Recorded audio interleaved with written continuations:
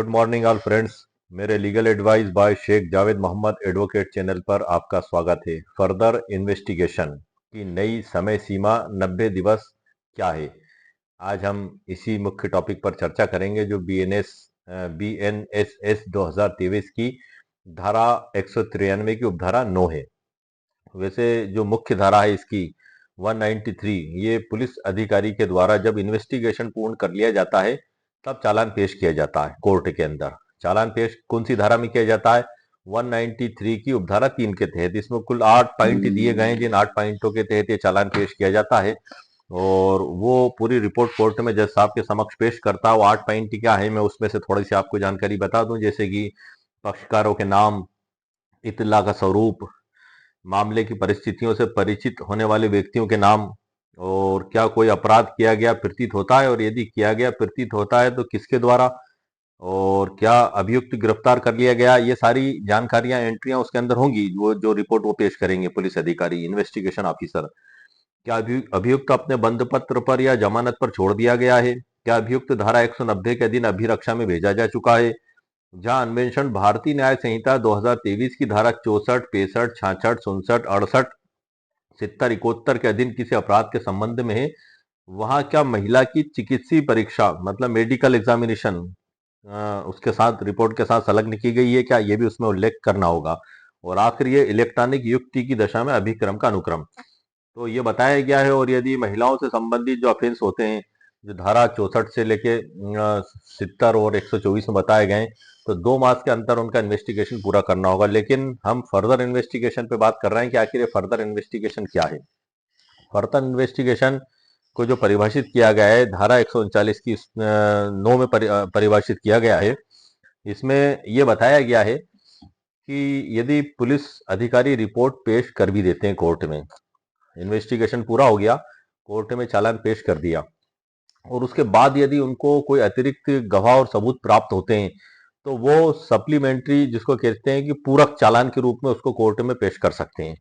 और उसका वही महत्व होगा जो मुख्य चालान 193 की उपधारा 3 के तहत जो पहली बार कोर्ट में पेश किया गया था वो, और जो बाद में उनके द्वारा पेश किया जाएगा, दोनों का बराबर महत्व होगा। कोई भी एक दूसरे से कानूनी और साक्षिक रूप से कम नहीं माने जाएंगे। दूसरी सबसे बड़ी बात यह है कि यदि ट्रायल चालू हो गया है तब फिर यदि उसमें जांच की, इन्वेस्टिगेशन की आवश्यकता महसूस होती है तो जिस कोर्ट में ट्रायल चल रहा है उसके जज साहब की न्यायालय की अनुमति से ही वो इन्वेस्टिगेशन प्रारंभ किया जाएगा और 90 दिन के भीतर उसको किया जाएगा।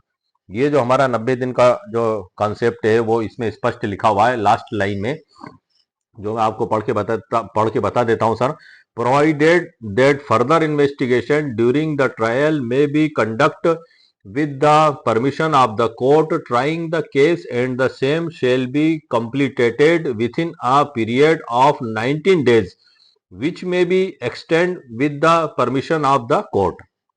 ये स्पष्ट लिखा हुआ है। इसमें कहने का क्या मतलब हुआ कि परंतु विचारण के दौरान और अन्वेषण मामले का विचार करने वाले न्यायालय की अनुज्ञा से संचालित किया जा सकेगा अन्वेषण, और जो 90 दिनों की अवधि के भीतर पूरा किया जाएगा, जिसका विस्तार न्यायालय की अनुज्ञा से किया जा सकता है। मतलब न्यायालय उचित समझे कि उसकी लिमिटेशन को बढ़ा सकती है। तो ये तो सर हमारी जो बुक में से डेफिनेशन हुई मैंने आपको बता दी है, और ये सब कुछ एक ही सीमाओं से, मतलब एक साथ ही जुड़े हुए टॉपिक हैं। जैसे कि FIR, फर्स्ट इंफॉर्मेशन रिपोर्ट 173 भारतीय नागरिक सुरक्षा संहिता में इसको बताया गया है। पहले ये 154 में थी सर, दंड प्रक्रिया संहिता 1973 में, लेकिन अब इसको 173 में कर दिया गया है। भारतीय नागरिक सुरक्षा संहिता 1 जुलाई 2024 से, सॉरी 1 जुलाई 2023 से लागू हुई है। इसमें कुल 531 धाराएं हैं और 39 अध्याय हैं और 2 अनुसूचियां हैं। इसमें क्रिमिनल प्रोसीजर पर लागू होती है कि मारपीट, लड़ाई झगड़ा, दंगा फसाद, लूट डकैती, चोरी, हत्या, बलात्कार आदि के जो भी फौजदारी से संबंधित मामले होते हैं, जब वो कोर्ट में चालान पेश किया जाता है या वकील साहब के द्वारा प्राइवेट कंप्लेंट पेश की जाती है, जो भी प्रोसीजर होती है, तो वो इसी के तहत वो प्रोसीजर अपनाई जाती है। पहले दंड प्रक्रिया संहिता 1973 थी, अब उसे भारतीय नागरिक सुरक्षा संहिता 2023 कर दिया गया है। इसकी धारा 123 में FIR के बारे में बताया गया है जैसे कि ललिता कुमारी विरुद्ध गवर्नमेंट ऑफ यूपी 12 नवंबर का 2013-14 का फैसला है सर, ये जो मैंने पहले भी बताया था मेरे वीडियो में। उसमें यदि कोई कॉन्जेबल ऑफेंस की सूचना पुलिस अधिकारी को प्राप्त होती है तो उनके लिए एफआईआर दर्ज करना मैंडेटरी है। यदि वो नहीं करते हैं तो उनके खिलाफ कार्रवाई किए जाने संबंधी भी निर्देश इसमें दिए गए हैं। वो ई बुक और वो पूरी जानकारी मैं पिछले तकरीबन 5-6 वीडियो इन्हीं टॉपिकों पर बना चुका हूँ कि एफआईआर क्या है, एफआईआर दर्ज कैसे करें, यदि थाना प्रभारी आपकी एफआईआर लिखने से मना कर दे तो आप कोर्ट से एफआईआर का आदेश कैसे लें। इस पे भी मैं पिछला वीडियो बना चुका हूँ, उस पे ई बुक पीडीएफ भी लिख चुका हूँ, जो उसी वीडियो के नीचे डिस्क्रिप्शन बॉक्स में मौजूद है। और ये जो वीडियो की मैं आपको जानकारी दे रहा हूँ इसकी भी ई बुक जो है उसकी पीडीएफ की लिंक इस वीडियो के नीचे डिस्क्रिप्शन बॉक्स में मेरे द्वारा दे दी गई है। अब जैसे कि 174 में बताया गया है, नॉन कंज्यूबल ऑफेंस यदि है तो वो उसमें अदम चेक रिपोर्ट दे दी जाएगी और कहा जाएगा कोर्ट में आप जज साहब की क्या मुकदमा आप लगा दें। और यदि उसमें भी जज साहब उसको जो है कि कंज्यूबल ऑफेंस मान के इन्वेस्टिगेशन का आदेश कर देते हैं तो फिर वो पुलिस अधिकारी को वापस वही शक्ति हो जाएंगी कि वो वारंट के बिना गिरफ्तार कर सकता है, वो सारे राइट्स उनको प्राप्त हो जाएंगे। और क्लोजर रिपोर्ट भी बड़ी महत्वपूर्ण होती है सर। क्लोजर रिपोर्ट में भी बहुत बड़ा खेल होता रहता है, मतलब बहुत से उसमें हालात बनते रहते हैं कि रिपोर्ट एफआईआर की लिखाई गई और क्लोजर रिपोर्ट खात्मा खारिजा की पेश कर दी गई। मैंने मेरे पिछले वीडियो में भी इस टॉपिक बताया था। ये फर्दर इन्वेस्टिगेशन का मुद्दा यही उठता है कि जब पुलिस क्लोजर रिपोर्ट इस प्रकार से पेश कर देती है जो कि गंभीर प्रकृति का अपराध होने के बाद भी वो उस पर क्लोजर रिपोर्ट लगा देती है, तो एक पुलिस की उस कार्रवाई में प्रश्न चिन्ह उठता है कि वो व्यक्ति जो पीड़ित है, परेशान है, आखिर इस पे क्लोजर रिपोर्ट क्यों लगाई गई। जैसा कि एक उदाहरण मैंने मेरे खुद के प्रकरण का बताया, पिछले 2-3 वीडियो में मैंने बताया है कि मेरे पक्षकार के साथ 28 लाख रुपए की चीटिंग हुई। उसके द्वारा थाने पे एफआईआर लिखाने जाया गया। मैं थोड़ा सा शॉर्ट में बता दूं सर आपको, क्योंकि क्लोजर रिपोर्ट जब पेश होगी तो उस पर प्रोटेस्ट पिटीशन मतलब आपत्ति याचिका लगाकर उसको निरस्त भी कोर्ट में करवाया जा सकता है। और जब निरस्त करवाया जाएगा उसके बाद फिर फर्दर इन्वेस्टिगेशन का मामला पैदा होता है 193 की उपधारा 9 में, जिसके तहत हम कोर्ट में जज साहब के समक्ष आवेदन पेश करके निवेदन भी कर सकते हैं कि माननीय न्यायालय इस जो है कि क्लोजर रिपोर्ट जो है खात्मा खारिजा रिपोर्ट पुलिस के द्वारा पेश की गई है इसको निरस्त किया जाए और इसमें फर्दर इन्वेस्टिगेशन मतलब अग्रिम जांच के आदेश दिए जाएं। जो जांच की गई है उसमें जो कमियां उसमें अग्रिम जांच के आदेश दिए जाएं। तो माननीय न्यायालय को अधिकार है पूरा कि या तो उस क्लोजर रिपोर्ट को स्वीकार करें, अस्वीकार करें या उसमें फर्दर इन्वेस्टिगेशन के आदेश दे दें। और ये सर्वोच्च न्यायालय के कई फैसलों में भी ये विशेष तौर से बताया गया है, जिस को मैंने 2-3 फैसले इसमें ई बुक पीडीएफ के अंदर आपके लिए रखे भी हैं। और एक जो है कि मैंने पहले भी आपको मेरे उसमें वीडियो में जानकारी दी है जो महत्वपूर्ण फैसले हैं। इसी से रिलेटेड मैं आपको उसकी जानकारी थोड़ी सी बता देता हूँ। भगवत सिंह विरुद्ध commissioner of police 1985 supreme court का ये मामला है। इसमें भी बताया गया है क्लोजर रिपोर्ट के बारे में कि दाखिल होने पर शिकायतकर्ता को सुना जाना अनिवार्य है। नंबर एक बात है, मतलब उसको नोटिस दिया जाएगा, जज साहब खारिज ऐसे नहीं कर सकते, पहला उसको सुना जाएगा और वो जब सुना जाएगा तभी वो आपत्ति भी लेगा। प्रोटेस्ट पिटीशन वो तभी तो पेश करेगा। प्रोटेस्ट पिटीशन है क्या, ये आप शुद्ध हिंदी में अगर समझे तो एक आपत्ति पत्र है वो, जो आपको लिख कर देना है जो आप उस क्लोजर रिपोर्ट को निरस्त कराना चाहते हैं, किन किन वजहों से। दूसरा है अदालत क्लोजर रिपोर्ट मानने के लिए बाध्य नहीं है और अदालत के पास समनिंग का भी अधिकार है। ये सर्वोच्च न्यायालय का फैसला है जो इसमें बताया गया है। जैसे सुधीर रंजन मोहंते विरुद्ध यूओआई 2017 एसीसी ऑनलाइन एमपी 216 जांच में त्रुटि पाए जाने पर दोबारा जांच का आदेश इसमें किया गया था। तो ये जो है कि सर क्लोजर फर्दर रिपोर्ट की हमारी जो कंडीशंस कब पैदा होती है, फर्दर इन्वेस्टिगेशन की जब चालान पेश कर दिया गया पुलिस के द्वारा और ये चालान पेश कर दिया गया तो फिर तो कोई फर्दर इन्वेस्टिगेशन की आवश्यकता है ही नहीं।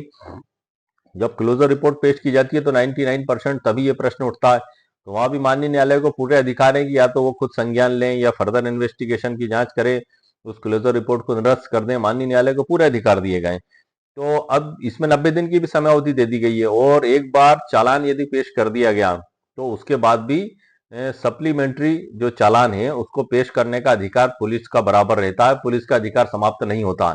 मतलब पुलिस को यदि कोई अतिरिक्त सबूत मिलते हैं तो उनको कोर्ट में जज साहब के समक्ष पेश कर सकता है और उसका भी वही महत्व और मूल्य होगा जो पहली बार जो चालान पेश किया गया था, जो 193 को धारा 3 के तहत पेश किया गया था पूरे नियम शर्तों के तहत, उसको भी वही अधिकार होगा। लेकिन बस थोड़ा सा ये इसमें समझने वाली बात है कि यदि न्यायालय में ट्रायल चालू हो चुका है तो फिर न्यायालय की अनुमति से ही वो इन्वेस्टिगेशन फर्दर इन्वेस्टिगेशन किया जाएगा और वो भी अधिकतम 90 दिवस। ये बिल्कुल नया प्रावधान दिया गया, पहले ये प्रावधान नहीं था। तो फर्दर इन्वेस्टिगेशन कितने समय तक चलता कोई डेफिनेट नहीं था। लेकिन अब ये प्रावधान कर दिया गया और कभी आवश्यकता होने पर कुछ ऐसे कारण और उदाहरण मौजूद हैं, जैसे डीएनए रिपोर्ट आने में समय लग रहा है, कोई मेडिकल रिपोर्ट आने में समय लग रहा है, कोई अन्य कारण भी है, तो न्यायालय उसको उचित समझे तो बढ़ा भी सकता है। ये अंतिम लाइन में इसमें लिखा हुआ है, जो मैंने आपको बुक में से भी पढ़ के बताया था कि जिसका विस्तार न्यायालय की अनुज्ञा से किया जा सकता है। तो ये जो प्रावधान इसमें बताए गए हैं, बड़ी छोटी सी धारा है लेकिन बड़ी महत्वपूर्ण धारा है सर। एक आशा की किरण है उन लोगों के लिए जिनकी एफआईआर दर्ज होने के बाद और वास्तव में उनके साथ अन्याय हुआ है, और उसके बाद भी थाना प्रभारी महोदय के द्वारा, पुलिस अधिकारी के द्वारा क्लोजर रिपोर्ट पेश कर दी गई, खात्मा खारिजा रिपोर्ट। खात्मा खारिजा रिपोर्ट में अक्सर यही लिखा जाता है कि ये संज्ञेय प्रकृति का अपराध नहीं है, असंज्ञेय प्रकृति का अपराध पाया जाता है, इसलिए इसकी खात्मा खारिजा लगाई जाती है, जबकि वो बेचारा दुखी है, परेशान है, और उधर खात्मा खारिजा रिपोर्ट लग गई, तो ये उसके लिए बड़ी उम्मीद और आशा की किरण है उसके लिए। और मैंने अक्सर इस कंडीशन में मेरे वीडियो में दो लाइन भी कही है, पिछले वीडियो में भी मैंने, कि जब उम्मीद के सब रास्ते बंद हों और अन्याय का अंधेरा घना हो, तब याद रखना कानून की मशाल अभी जली है, यह जंग लड़ने का हौसला रखो, जीत अभी भी आपकी गली में खड़ी है। यह आपको हौसला रखना होगा सर, तभी आप आगे बढ़ पाएंगे। क्यों?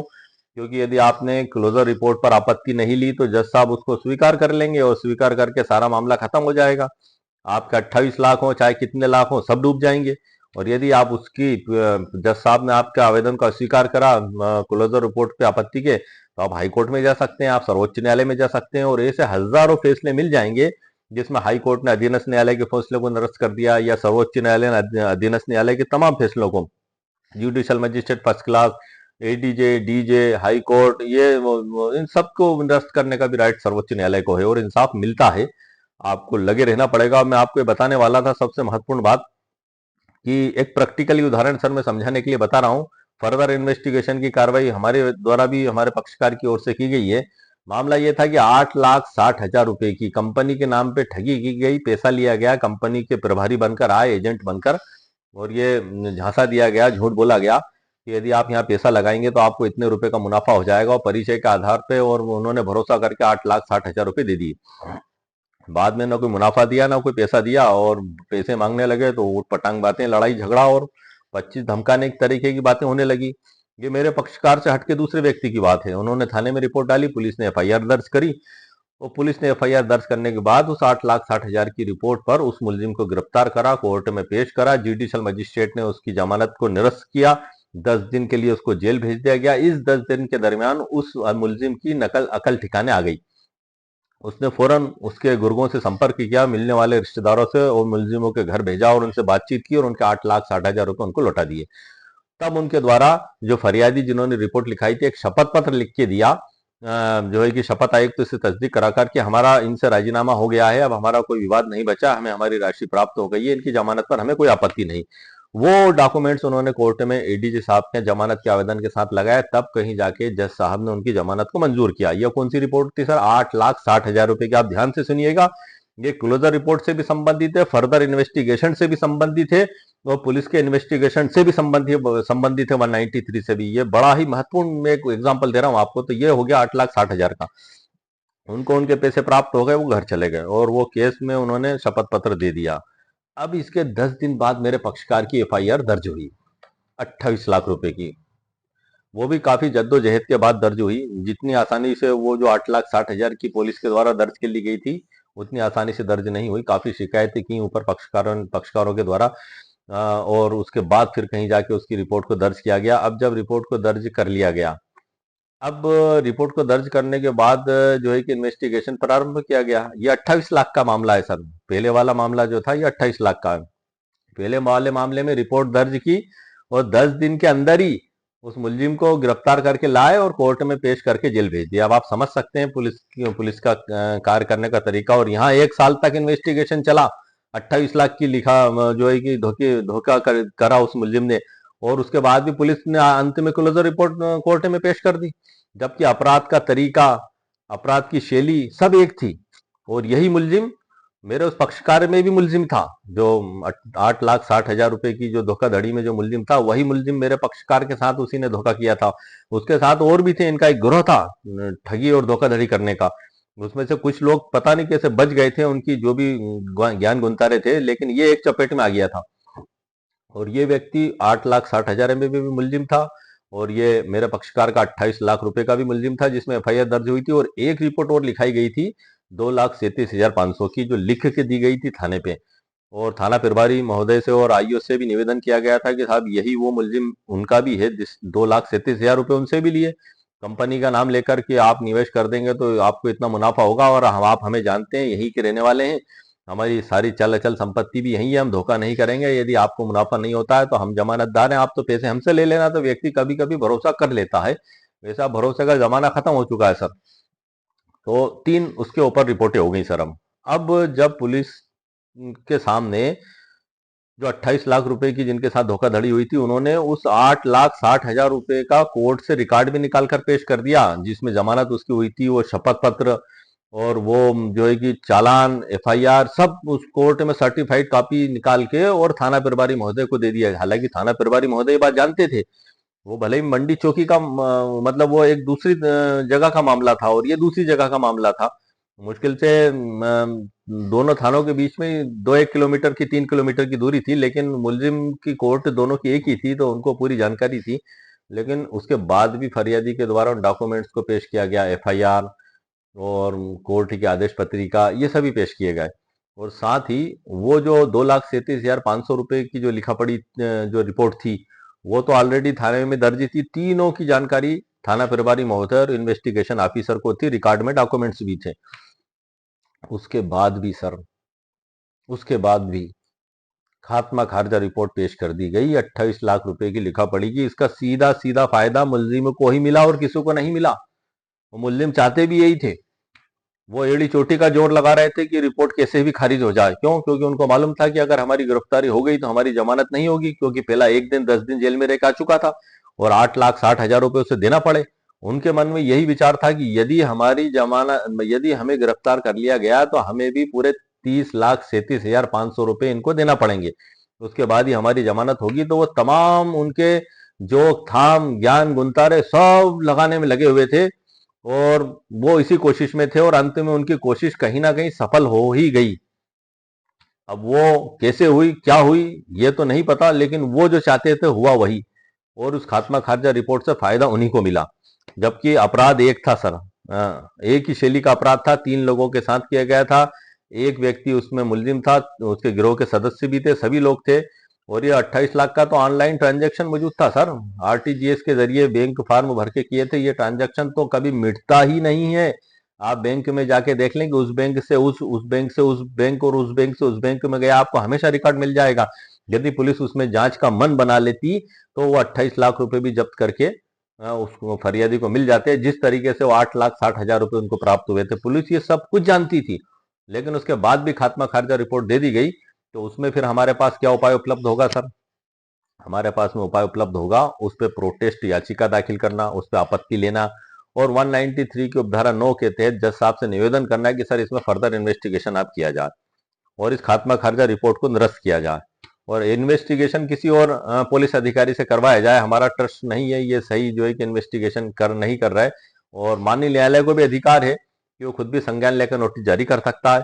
तो ये एक कानूनी उपचार हमारे सामने मौजूद है। ये जो जानकारियां सर मैंने आपको दी हैं, एक प्रैक्टिकल उदाहरण की तो मैंने इसलिए दी है सर, क्योंकि ये चीजें हमें समझने में आसानी पैदा करती हैं। हम फर्दर इन्वेस्टिगेशन की मांग कर रहे हैं, हमने भी फर्दर इन्वेस्टिगेशन का आवेदन अभी लगाया जज साहब के समक्ष। उसकी याचिका क्या होगी, उसको भी मैंने ई बुक पीडीएफ के अंदर तैयार करके रखा है पूरी ड्राफ्टिंग को। और मैं अब आगे की जानकारी सर, महत्वपूर्ण जानकारी या इससे हटके जो उदाहरणों के साथ सलाह आपको ई बुक पीडीएफ के अंदर से देता हूँ, क्योंकि फर्दर इन्वेस्टिगेशन मतलब हम लोग यही समझते हैं कि एक बार चालान पेश अगर हो गया तो अब द एंड हो गया, अब कुछ नहीं हो सकता। जबकि कानून ये कहता है कि चालान पेश होने के बाद भी पुलिस को जांच का अधिकार रहता है, और यदि कोई अतिरिक्त गवाह, सबूत या दस्तावेज या इलेक्ट्रॉनिक साक्ष्य उन्हें प्राप्त होते हैं तो वो सप्लीमेंट्री जो है कि चालान के रूप में उसे पेश कर सकते हैं, और उसका भी वही कानूनी महत्व होता है जो धारा 193 की उपधारा 3 के तहत मुख्य चालान पेश किया जाता है। ट्रायल चालू हो जाता है, जज साहब की अनुमति लेना आवश्यक है। 90 दिन की अधिकतम समय सीमा निर्धारित की गई है इसमें। 90 दिन क्या है, वो यही 90 दिन है कि जो न्यायालय से जो आदेश होगा इन्वेस्टिगेशन का और थाना प्रभारी महोदय या आईओ के द्वारा जांच चालू की जाएगी, तो 90 दिन की उसमें टाइम लिमिट फिक्स कर दी गई है। विशेष कंडीशंस में न्यायालय इस समय अवधि को बढ़ा सकता है। अब आगे की जानकारी सर मैं आपको ई बुक पीडीएफ के अंदर से देता हूँ। उस ई बुक पीडीएफ में ये जो मैंने आपको अभी जानकारी दी, ये सारी जानकारी उसमें लिखी हुई है। सर्वोच्च न्यायालय के फैसले, सरल उदाहरण और इसके अलावा भी और भी काफी महत्वपूर्ण जानकारियां उसमें लिखी हुई हैं। तो आगे की जानकारी सर मैं आपको इसी ई बुक पीडीएफ के अंदर से देता हूँ। उसकी लिंक इसी वीडियो के नीचे डिस्क्रिप्शन बॉक्स में मेरे द्वारा दे दी गई। आइए sir let's go. Further investigation की जो बुक में डेफिनेशन है वो मैंने अंत की तो आपको पढ़ के बता दी थी। कुछ प्रारंभ की 2 लाइन और मैं पढ़ के बता देता हूँ। वैसे हालांकि मैंने आपको समझा दिया है और उम्मीद है आपको समझ में आ भी चुका है, लेकिन फिर भी बुक की लैंग्वेज में एक बार पढ़ देता हूँ आपको। ये है, इस धारा की कोई बात किसी अन्वेषण के बारे में उपधारा 3 के अधीन मजिस्ट्रेट को रिपोर्ट भेज दी जाने के पश्चात आगे और अन्वेषण को प्रभावित मतलब रोक देने वाली नहीं समझी जाएगी, तथा जहां ऐसे अन्वेषण पर पुलिस थाने के प्रशासनिक अधिकारी की कोई अतिरिक्त मौखिक या दस्तावेजी साक्ष्य मिले, वह ऐसे साक्ष्य के संबंध में अतिरिक्त रिपोर्ट या रिपोर्ट मजिस्ट्रेट को विहित प्रारूप में भेजेगा। और उपधारा 3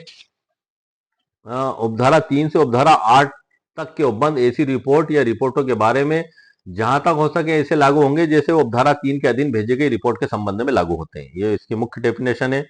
परंतु विचारण के दौरान और अन्वेषण मामले का विचार करने वाले न्यायालय की अनुज्ञा से संचालित किया जा सकेगा, जो 90 दिन की अवधि के भीतर पूरा किया जाएगा, जिसका विस्तार न्यायालय की अनुज्ञा से किया जा सकेगा। तो ये सर हो गई बुक की परिभाषा।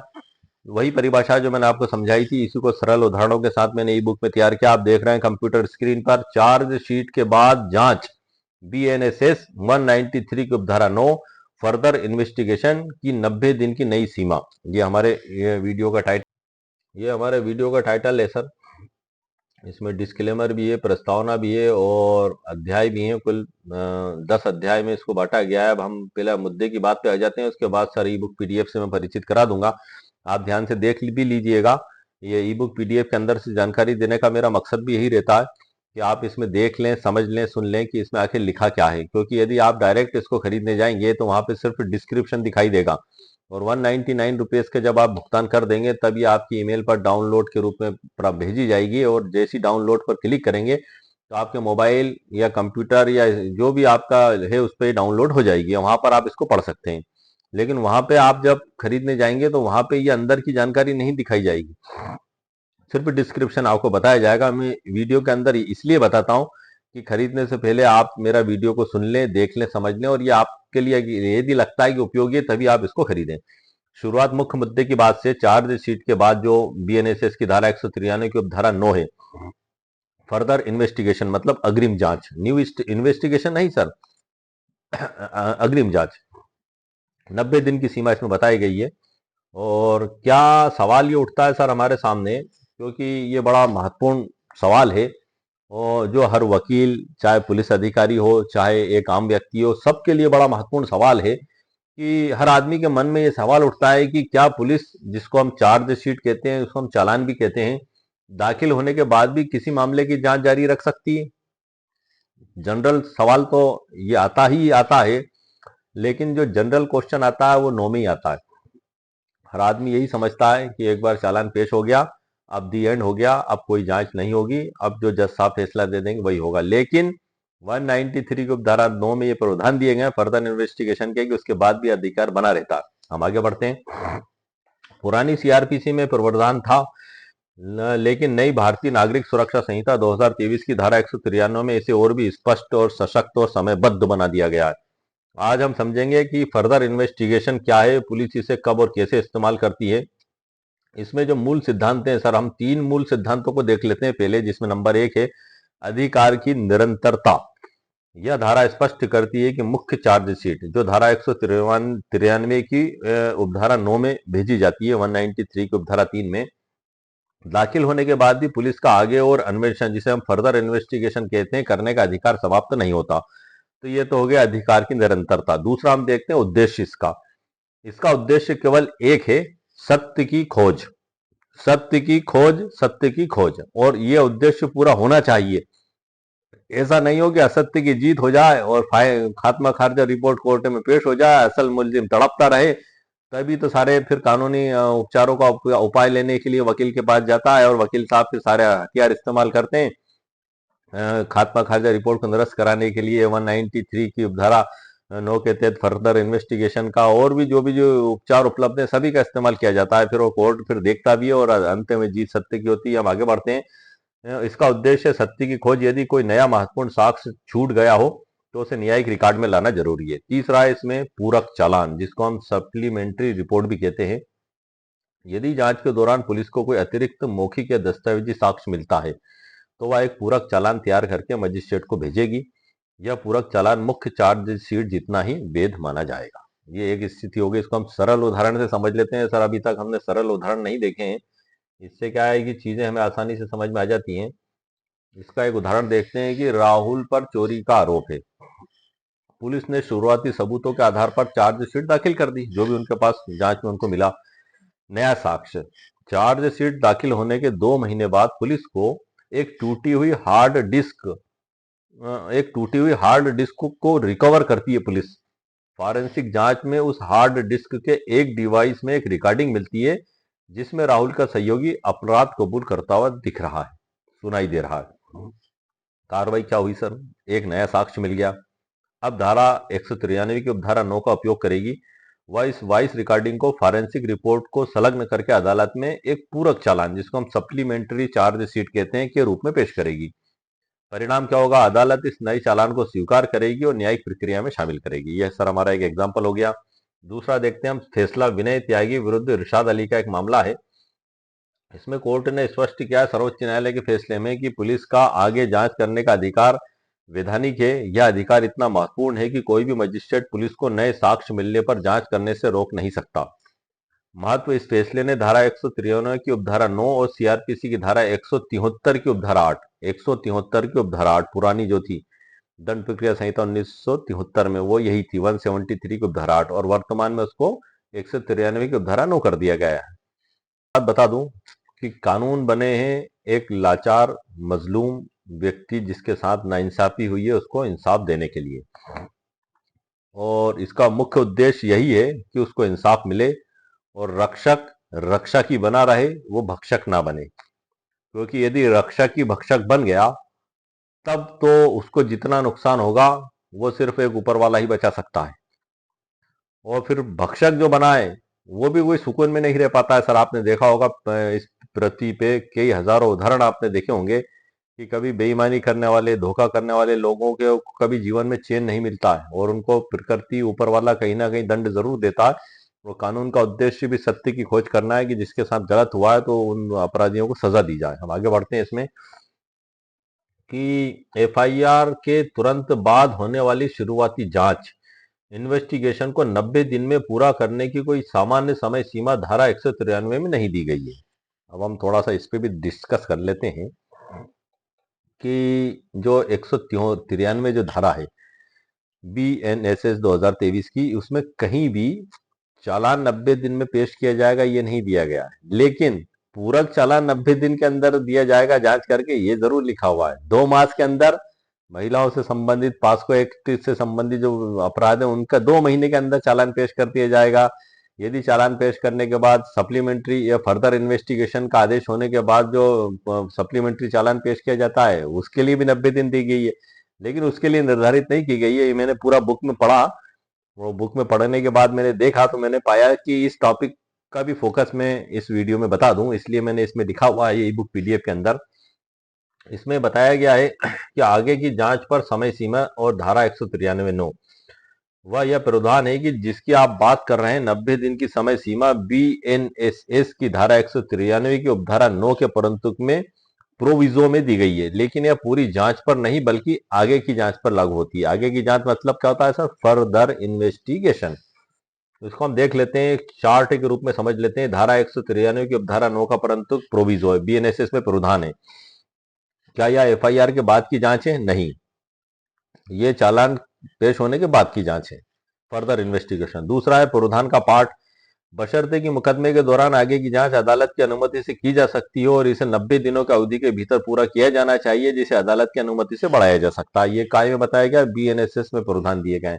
अब FIR के बाद क्या स्थिति बनती है? यह समय सीमा तभी शुरू होती है जब चार्जशीट दाखिल हो चुकी हो और ट्रायल शुरू हो चुका हो, यानी मुकदमे के दौरान इसका उद्देश्य ट्रायल को अनिश्चित काल तक लंबित होने से बचाना है। तो ये 90 सीमा वहां पर लागू होती है। अब दूसरा पॉइंट देखते हैं हम, जांच की प्रगति की सूचना पर समय सीमा। ये भी बड़ा महत्वपूर्ण है सर। 193 की उपधारा 3 की उपधारा 2, मतलब पुलिस अधिकारी की ड्यूटी है कि वो पीड़ित पक्षकार को या एफआईआर लिखाने वाले को 90 दिन के अंदर सूचना दें कि उनके कार्य में क्या प्रगति हुई है या नहीं हुई है, चाहे इलेक्ट्रॉनिक संसाधनों से दें, जैसे भी हो, लेकिन सूचना दें उसको। क्योंकि कई बार रिपोर्ट लिखाने के बाद ये पता ही नहीं होता व्यक्ति को कि उसमें क्या प्रोग्रेस हो रही है। जैसे कि मेरा पक्षकार 1 साल तक सर परेशान हुआ, थाना में बार बार गया, कम से कम 50 चक्कर लगा दिए, गवाह भी लेके गया, गवाह भी करा दिए उसने, उसके खुद के बयान करा दिए, 2 गवाहों के बयान करा दिए, 28 लाख का ट्रांजेक्शन आरटीजीएस सब पेश कर दिया, मुलजिमों ने जो थोड़ा बहुत पैसा दिया था उसका भी रिकॉर्ड पेश कर दिया। वो पुलिस ने एफआईआर दर्ज कर ली और बाद में खात्मा खारिजा रिपोर्ट पेश कर दी। उसको तो पता ही नहीं चला खात्मा खारिजा रिपोर्ट का। जिस दिन पेश हुई उसके एक दिन पहले ही एक पुलिस वाले उसके पास आए और कागज दे के चले गए।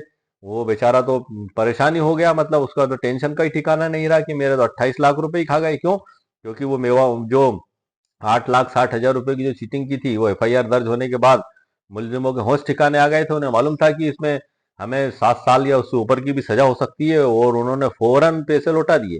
और यही पैसे वो यहाँ भी लौटाना पड़ते, और वो फरियादी को बड़ी अपूर्ण क्षति हुई। फिर वो उसमें कोर्ट में प्रोटेस्ट पिटीशन आपत्ति की गई उस पे, और 193 की 9 की एप्लीकेशन पेश की गई, और उम्मीद है कि उसको जरूर जस्टिस प्राप्त होगा। और उसमें जो भी आगे की कार्रवाई होगी, अभी वो माननीय न्यायालय के समक्ष अभी आदेश के लिए नियत रखी गई है, अभी आदेश हुआ नहीं है। जैसे आदेश होगा तो मैं सर उस पर जरूर वीडियो बनाऊंगा, ताकि उससे एक कन्फर्मनेस के साथ हमें एक टॉपिक सीखने को मिलेगा कि हाँ, इस प्रकार की कार्रवाई में यदि हम इस प्रकार से कार्य करते हैं तो सफलता हमें मिल सकती है। चाहे कोई भी व्यक्ति हो, चाहे घटना कोई सी भी हो, ये कानून सभी के लिए अप्लाई होता है। हम आगे बढ़ते हैं इसमें कि जांच की प्रगति की सूमा। हाँ, यह प्रावधान ये जो है प्रगति की सूचना के बारे में है कि जांच पूरा करने की समय सीमा नहीं, बल्कि पीड़ित या शिकायतकर्ता को सूचित करने की समय सीमा है।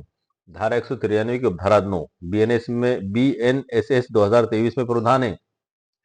क्या यह जांच पूरी करने की सीमा? नहीं, ये जांच पूरी करने की सीमा नहीं है। प्रावधान हम देख लेते हैं इसमें।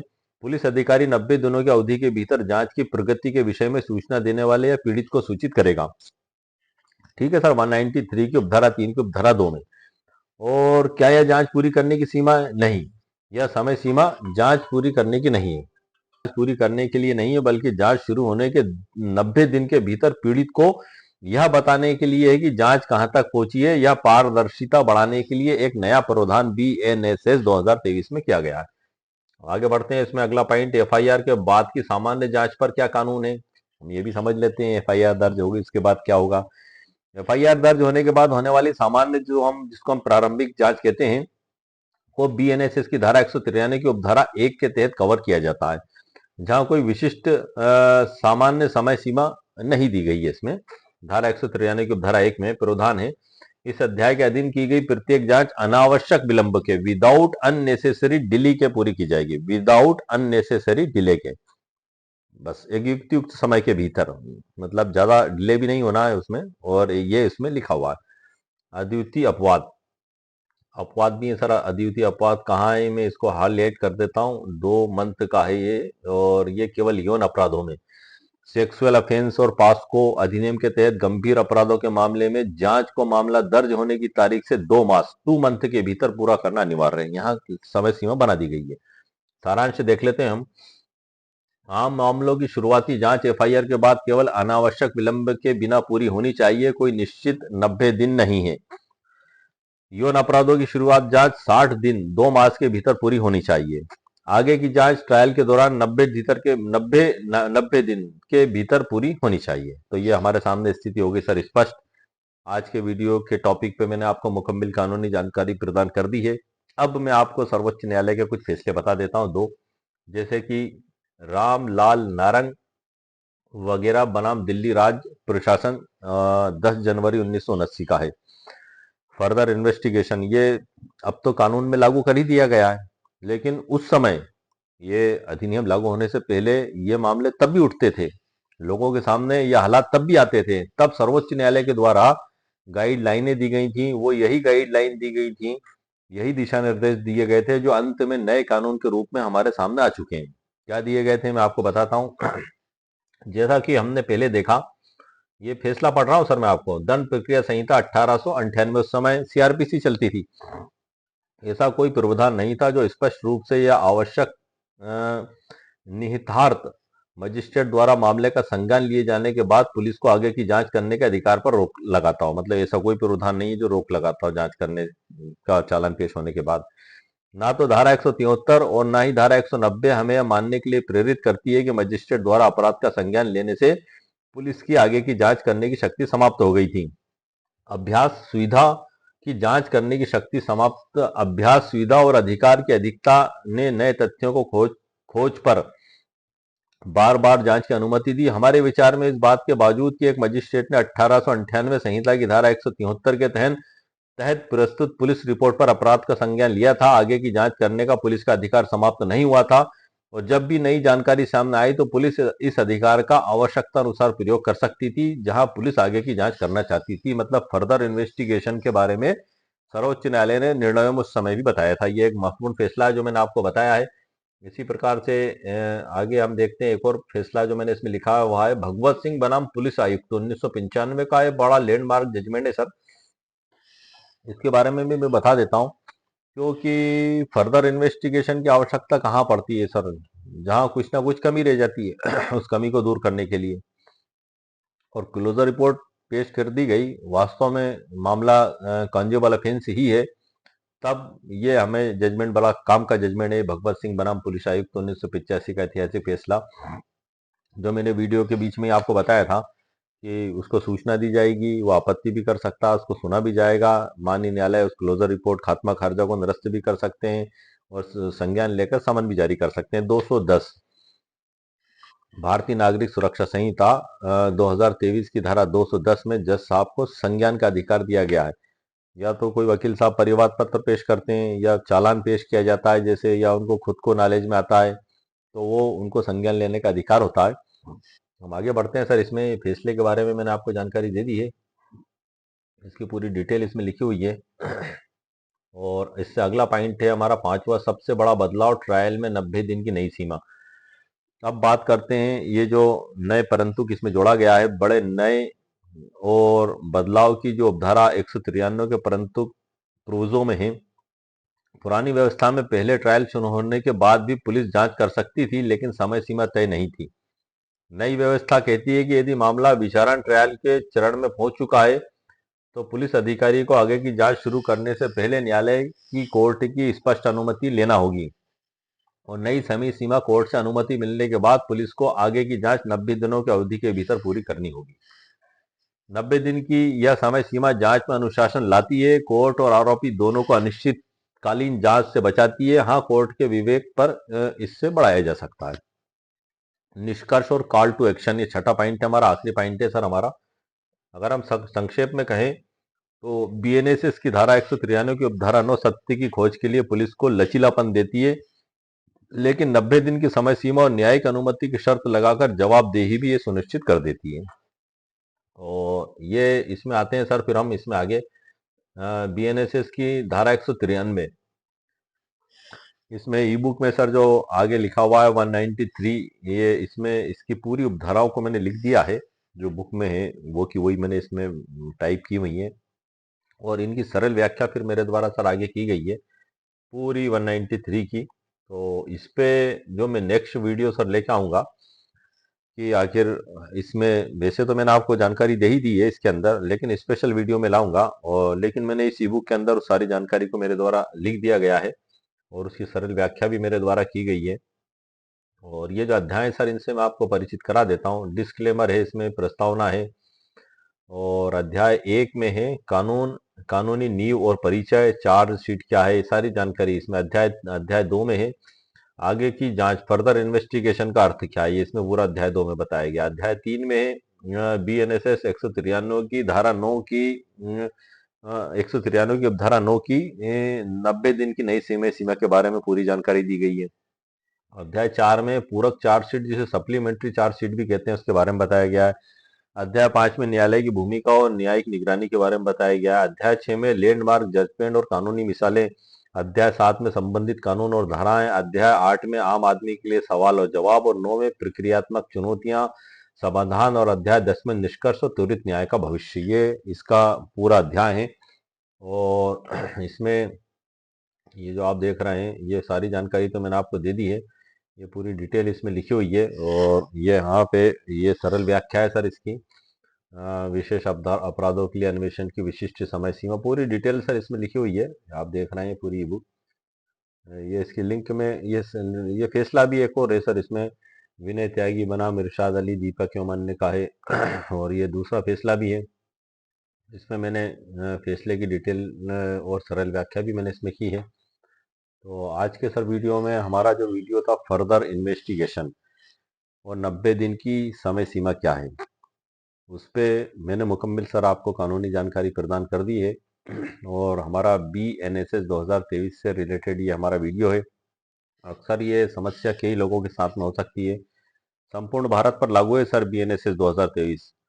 मतलब ये आपको और क्लियर कर दूं कि ये जो प्रावधान मैंने बताए हैं ये कोई निश्चित सीमा में बंधे हुए नहीं है। ये संपूर्ण भारत में अधिनियम लागू है, सिर्फ नागालैंड और जनजाति क्षेत्रों को छोड़कर। वो भी राज्य सरकार जो है कि विशेष अधिसूचना और निर्णय लेती है तो ये वहां भी लागू है। 531 धाराएं हैं, 39 अध्याय हैं और 2 अनुसूचियां हैं। उसमें ये धाराएं जो महत्वपूर्ण महत्वपूर्ण धाराएं उन पे मैं आपके लिए वीडियो बना रहा हूँ। और अभी जस्ट मैंने जो वीडियो अपलोड किया था कि पुलिस FIR ना लिखे तो सीधे कोर्ट से आदेश कैसे लें, CRPC 156(3), अब BNSS 175(3), ये पिछला वीडियो सर मैंने इस पे बनाया था जो मेरे चैनल पर अपलोडेड है।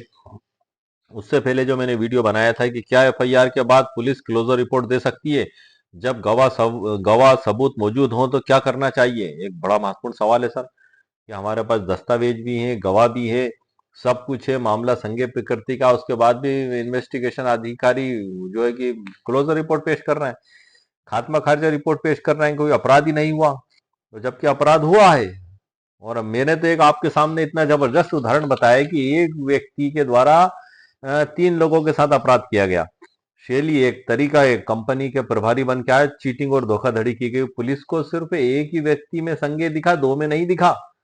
2 में पुलिस अधिकारियों ने आंखों पे पट्टियां बांध ली और एक में उनको साफ दिख रहा 8,60,000 की यहाँ चीटिंग हुई है। फट दिना से पकड़ा, 10 दिन के अंदर चालान उठा के कोर्ट में पेश करा और उसको भेज दिया गया जेल। 10 दिन जेल में रहा, उसने पैसे निकाल कर दे दिए, उनको पैसे प्राप्त होगा, उन्होंने शपथ पत्र दे दिया, उसकी तब जाकर जमानत हुई। यही प्रोसीजर तो उसमें भी अपनाई जा सकती थी 28 लाख में और 2,37,500 में। आखिर क्यों खात्मा खारिज रिपोर्ट पेश कर दी? ये क्यों का ही जवाब सर इसलिए कानून बना है क्योंकि अगर कानून नहीं होता और जज साहब अगर अदालत में बैठे हुए नहीं होते तो फिर भला कौन सुनता? फिर तो दुनिया ही दूसरी हो जाती, फिर तो व्यक्ति उस दुनिया में पहुंच जाते। पिछले दौर में जब ये न्यायिक व्यवस्था नहीं थी और एक अलग तरीके की व्यवस्था थी, फिर वो उस प्रकार से मतलब था तो सही कुछ ना कुछ प्रोसीजर, भले ये न्याय व्यवस्था नहीं थी तो दूसरी थी, लेकिन वर्तमान में ये न्याय व्यवस्था है तो इसमें जो प्रावधान दिए गए हैं उसका हमें पूरा पूरा लाभ उठाना चाहिए। और हमें इसमें जो मतलब है सर इसमें सबसे महत्वपूर्ण कि हौसले और हिम्मत से आपको हमेशा काम लेना होगा, क्योंकि अक्सर मुलजिम चालाक, बदमाश और शातिर होते हैं। वो पता नहीं कहाँ कहाँ से तिकड़ा में भिड़ाते हैं। लेकिन आपको भी अपनी चाल पर ऊपर वाले की जात पे भरोसा रखते हुए सब्र के साथ चलना होगा, तो इंशाल्लाह आपको जीत जरूर मिलेगी। मैं आपको फिर 2 लाइन कहूंगा कि जब उम्मीद के सब रास्ते बंद हो और अन्याय का घना अंधेरा हो, तब याद रखना कानून की मशाल अभी भी जली है। यह जंग लड़ने का हौसला रखो, जीत अभी भी आपकी गली में खड़ी है। ये आपको याद रखना है सर, क्योंकि यदि आपने हौसला छोड़ दिया और घर हिम्मत हार कर बैठ गए तो कोई भी आपका हाथ पकड़कर आपको इंसाफ दिलाने नहीं आएगा। आपको खुद को ही जाना पड़ेगा इंसाफ लेने। आपको कोर्ट कचहरी के चक्कर भी लगाना पड़े तो आपको लगाना होंगे। यदि आप इस पेशेंसी के साथ आप आगे बढ़ेंगे तो आपको कहीं ना कहीं सफलता जरूर मिलेगी, क्योंकि सर्वोच्च न्यायालय के द्वारा अधीनस्थ न्यायालयों के सबके फैसले को निरस्त करके फरियादियों के पक्ष में फैसले दिए गए हैं। हजारों फैसले आपको मिल जाएंगे ऐसे। तो आज के वीडियो में सर मैंने फर्दर इन्वेस्टिगेशन पर आपको जानकारी दी कि यदि न्यायालय की अनुमति से, इसका अनुमति लेने के बाद ये प्रारंभ किया जाता है जांच, चालान पेश करने के बाद, तो 90 दिन के अंदर ये जांच पूरी करनी होगी। न्यायालय समय कुछ बढ़ा सकता है हालात और परिस्थिति के हिसाब से, लेकिन 90 दिन की समय सीमा नियत कर दी गई है। और पास्को एक्ट महिलाओं से संबंधित अपराधों में 2 माह नियत की गई है। और 193 में सिर्फ युक्ति युक्त समय के भीतर, मतलब उचित समय के भीतर चालान पेश किया जाएगा, कोई समय अवधि में उसमें प्रतिबंध नहीं लगाया गया है। 90 दिन का एक जगह और उपयोग हुआ है कि पुलिस अधिकारी पीड़ित या शिकायतकर्ता को 90 दिन के अंदर उसकी प्रोग्रेस की रिपोर्ट देगा कि उसकी एफआईआर पर क्या जांच की गई और क्या प्रोग्रेस हुई। तो ये 90 दिन 60 दिन के प्रावधान के बारे में ये नए प्रावधान बीएनएसएस 2023 में लागू हैं और ये सब धाराएं दी गई हैं 193 में कि जब पूरी जांच खत्म हो जाती है तो पुलिस चालान पेश करती है। जांच कब खत्म होगी सर? जब एफआईआर लिखी जाएगी। एफआईआर लिखी जाएगी तो फिर जांच में जो चरण होते हैं कि उसमें मौके पर जाएगी पुलिस, नक्शा मौका बनाएगी, मुलजिमों की गिरफ्तारी करेगी, अपराध में किए गए हथियार या डॉक्यूमेंट्स जब्त करेगी और उनको नोटिस देगी, मेडिकल होगा उसमें, ये सारा गवाहों के बयान होंगे, उसमें वीडियो फिल्म बनाई जाएगी, उसमें निःशुल्क प्रति दी जाएगी। 173 की उपधारा 2 के तहत फरियादी को एक प्रति निःशुल्क दी जाएगी। ये सब कार्रवाइयां होने के बाद फिर चालान के रूप में पेश हो जाएगी 193 की उपधारा 3 के तहत।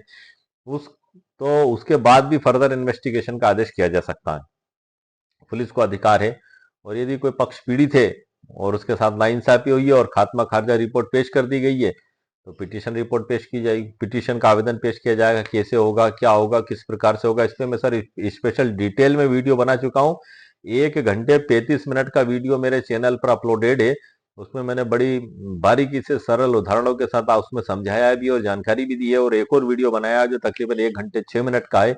आप उन वीडियो को देख सकते हैं। उनकी ई बुक उन्हीं वीडियो के नीचे जो है कि डिस्क्रिप्शन बॉक्स में मौजूद है और ये जो ई बुक मैंने अभी आपको बताई थी इसकी लिंक भी इस वीडियो के नीचे डिस्क्रिप्शन बॉक्स में मौजूद है। 199 रुपीज कीमत इसकी मेरे द्वारा रखी गई है। यदि आपको आवश्यकता महसूस हो तो आप इसको खरीद सकते हैं। मेरे कई व्यूअर्स ने कहा कि सर आप जो भी वीडियो बनाए तो उसका पीडीएफ जरूर उपलब्ध करा दें, तो ये पीडीएफ सर मैं बना देता हूं ताकि आपके लिए आसानी हो सके। तो आज के वीडियो में सर मैंने आपको मुकम्मल कानूनी जानकारी दे दी है और जो हमारे वीडियो का सर जो मुख्य टाइटल था उस टाइटल पर भी सर मैंने आपको मुकम्मल कानूनी जानकारी प्रदान कर दी है। और हमारा जो वीडियो का टाइटल है वो कि चार्जशीट के बाद जांच, बीएनएसएस 193 की उपधारा 9 फर्दर इन्वेस्टिगेशन की 90 दिन की नई समय सीमा क्या है, उस क्या के बारे में मैंने मुकम्मल कानूनी जानकारी आपको प्रदान कर दी है। और उम्मीद है आपको मेरा वीडियो पसंद आया होगा। मेरे वीडियो को आप लाइक भी करें, शेयर भी करें, सब्सक्राइब भी करें। ओके, शुक्रिया, थैंक यू सर।